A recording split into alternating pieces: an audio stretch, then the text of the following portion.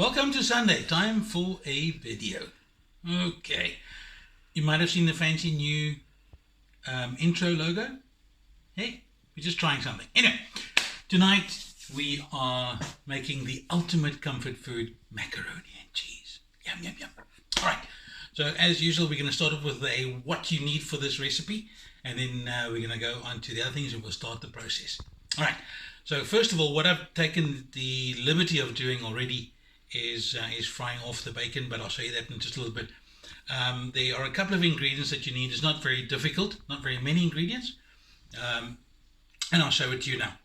But you need about 2 tablespoons of butter, 2 tablespoons of flour while you're making your roux.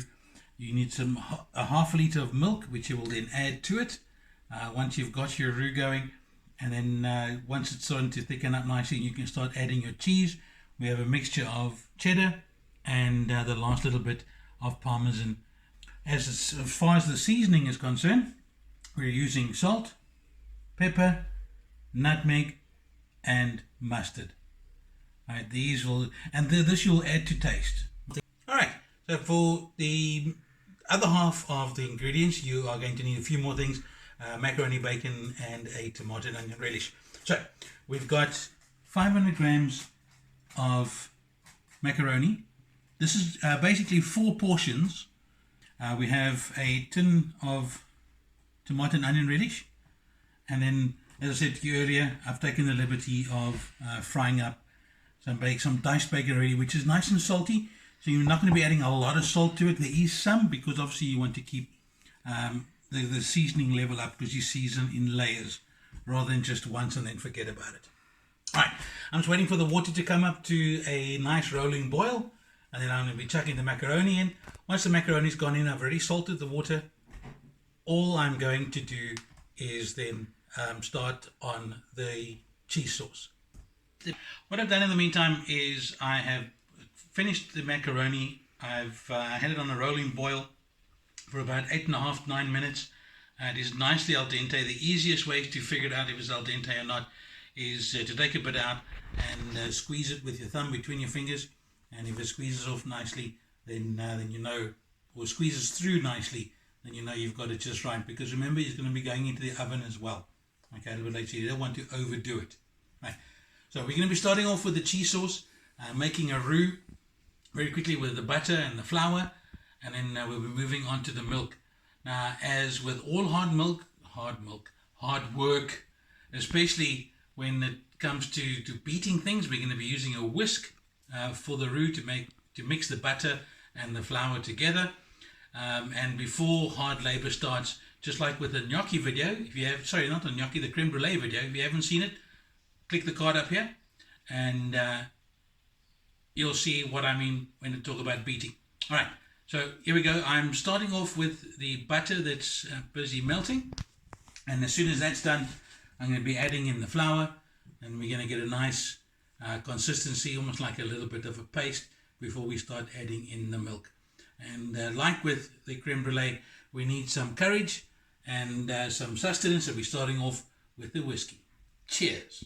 The butter's melted nicely. We're going to start adding in the flour, little bits at a time. As I said, 2 tablespoons of butter and 2 tablespoons of flour. So we'll add it slowly, and then mix it through.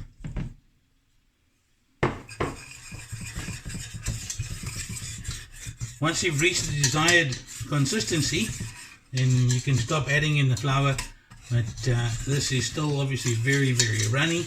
We're going to be adding a little bit more flour to the mix. Not a lot, little bits at a time.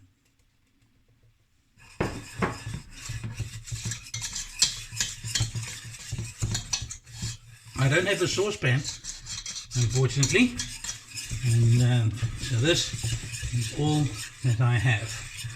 And this now is pretty much the consistency that you're looking for.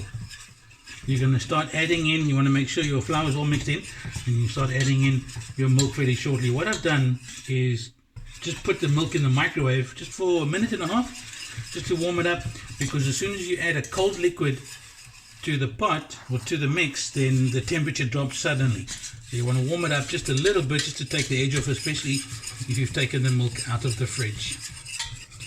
Alright, so that's the consistency we're looking for. You can make it a little bit thicker if you like, but I kind of like this one, just like this. Alright, so like we did with the flour, little bits at a time. And you want to get this all mixed through. And so all the milk is in, slowly adding your milk, so that you don't have lumps and clumps forming. Make sure that you've got all the solids out. And then once the mixture starts to thicken up, that's when you're going to start adding in your cheese. The sauce is on to thicken a little bit. Now we're going to start adding our cheese because it's come up to temperature. Remember, you don't want to put cold milk into the pot because it'll drop the temperature quite considerably. And you're only going to start adding the cheese once the milk has come back up to temperature. All right. You're not going to add it all at once. You're going to add it in little bits at a time. Here we go, just a little handful. And you're going to stir that in. Once that's melted, you can add in a little bit more. And what you're going to be doing is you are going to wait for the cheese to melt. Right, you want to keep the heat nice and even. You don't want it to get too hot, because if it starts to boil, the mixture is going to separate, and then you have to start all over again, and then you wasted ingredients. Okay, so little bits at a time. You can see the consistency here is not quite thick enough to where we want it. So we add just a little bit more cheese, let that melt. And then once we have the consistency, the desired consistency, then we will season with the salt and the pepper, the mustard and the nutmeg. And then once the cheese sauce is done, we're going to start putting everything together in a large casserole dish. Everything is done, the cheese sauce is ready. We're going to start putting everything together and then sticking it in the oven. First things first is, once your macaroni is finished, make sure that you let it drain well, so that you don't get excessive moisture in the sauce, otherwise it's going to get watery. You want to make sure it's drained well, so leave it in the colander while you're finishing off your cheese sauce. Right, so down to business we go. Right, so we've got the macaroni in the pot. We're going to be adding in the tomato and onion relish. And then that goes in, and you're going to mix it well, because you're putting in liquid now. So the water that might have been in the macaroni will then just add to the liquidity of it, and then eventually it's just a river of macaroni and cheese once it comes out of the oven. In goes the bacon.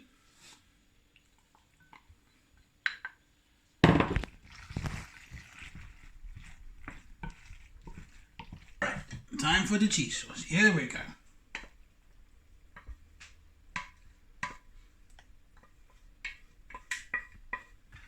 Okay, you want to make sure this is mixed in well, so that the cheese sauce coats everything.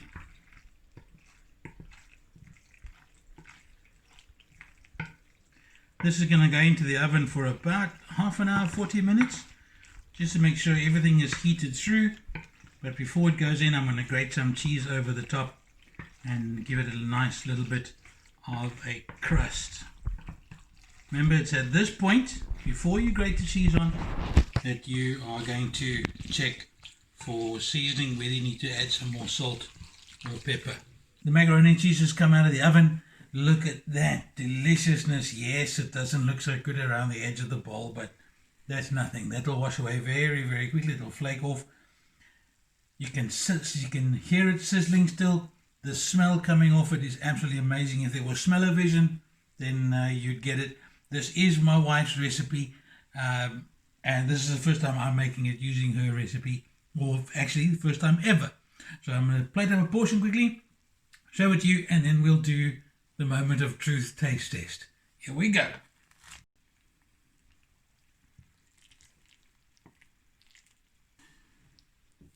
It's crisped up nicely on the top. I would have liked a little bit more liquid in the pan, but hey, beggars can't be choosers. Cheers, everybody.